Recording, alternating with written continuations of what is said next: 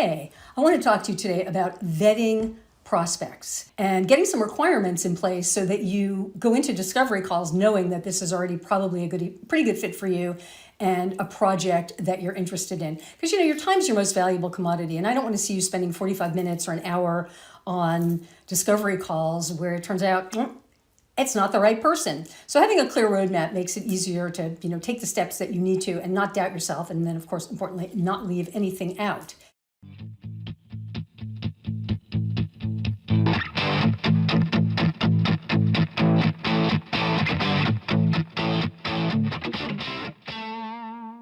So however you get leads in, whether they come into your inbox, people fill out a form on your site, it's a phone call, maybe somebody you meet at an event, you want to find out, is this something worth following up on?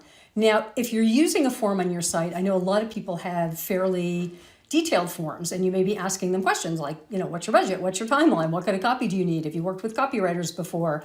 All of the kind of particulars that interest you. So you may already have some good information. You still want to go back and forth a little bit to get a sense of them. I use a very open-ended form on my site because I like to see how things come in without me trying to impose some kind of structure on it. Like, how do they talk about their business? What do they say? What do they know?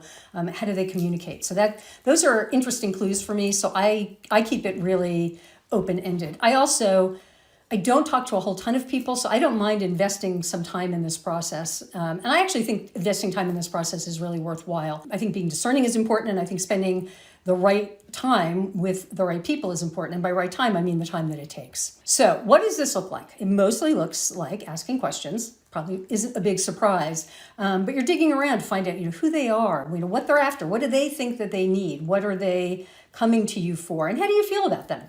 What are they like to talk to and communicate with? Is this somebody that you want to be around for a few months or considerably longer if they're ongoing projects? So it's a chance for you to get a sense if it's something that you might want to take on. I thought the best way to demonstrate this is to maybe show you an inquiry that came in for me and some of the follow-up responses. Here's a message that dropped into the form in my inbox. And as you can see, it says, I'm a physician. We recently launched a marketing campaign that includes monthly postcard mailers, email newsletters, website, Google Ads. I'd like to rewrite the copy of our materials, as well as have you review the overall strategy and help implement any necessary changes. This was good for me. When I saw that, it ticked a couple of boxes for me. He's postcard mailers. Okay, so I'm originally from direct response, have done a lot of direct mail. It's not used anymore so much, and I still enjoy it. So I thought, that's fun. That kind of is interesting to me. Email is not so interesting to me to write, but that's okay. I often hire people to write the emails as part of projects. So that's not a barrier for me. Website copy I like. Google Ads is fine. And I know some good providers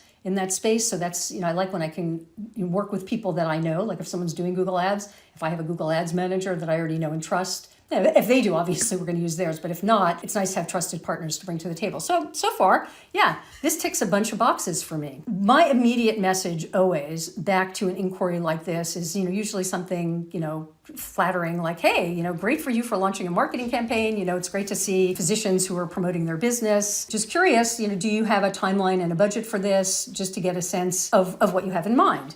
So he came back to me and he says, hey, Amy, thanks. It's been quite an interesting transition going from training to full-time practice. I'm excited for what the future may hold. Now, some of these questions aren't from the same email chain. I just put them here to give you a sense of what this looks like. So then he goes on to say, one interesting nuance with respect to my practice is that it's difficult to find a primary care doc in this location. Many of them have been in practice for years and have already closed off their panels. Others have converted to concierge medicine, which has exacerbated the issue further. I can't tell you how many patients that have found me have told me it was difficult for them to find a primary doc. So what that triggered in me immediately was, I like this idea, because I like the idea that he's in a marketplace that really wants something they can't find, because that's better than being a doctor who really wants patients, but there's like a saturation of doctors in the area, for example. That would be a much more difficult challenge. But if he's telling me people are really looking for a doc, that gets my wheels turning. So I like that. So he said the need is there, but clearly no one knows I'm open for business. My response, we can fix that. He said, with respect to budget, I think it depends on how big this project is going to be, as well as what level of performance we can expect our campaign to net us. So that tells me two things. That tells me the budget is open. It gives me the impression that he's probably not,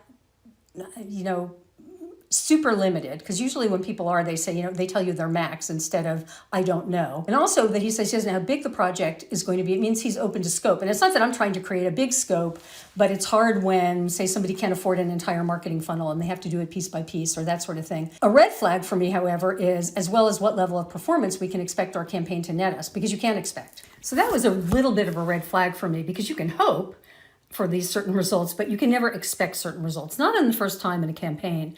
And so what I said to him is, typically a good result from direct mail, one worth repeating, is 0.5% to 2%. So numbers factor in, like how many you're going to mail to. Also, we know the repeat factor plays in, which is why we often intersperse postcards, so you get a less expensive mailing to get in front of them multiple times. And I can tell you, once you get the right system in place, it can deliver results for years. So, there's a lot of subtle messaging in there. What I'm telling him is, nope, can't guarantee you anything.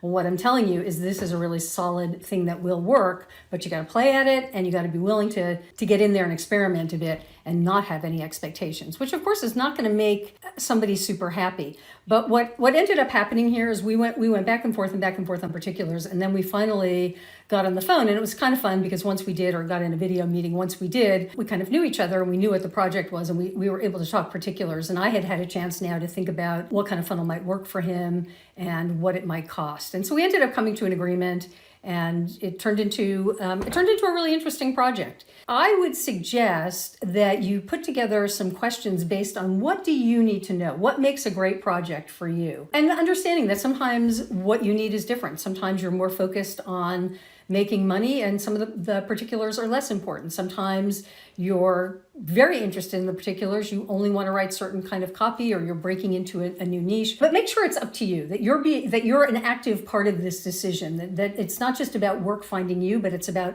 the right work finding you and about you making choices. And by the way, if you have a question, pop it below. I might even make a video to respond to your particular question. And if you want to get notified when new episodes come out, click the bell below, and I'll see you next time.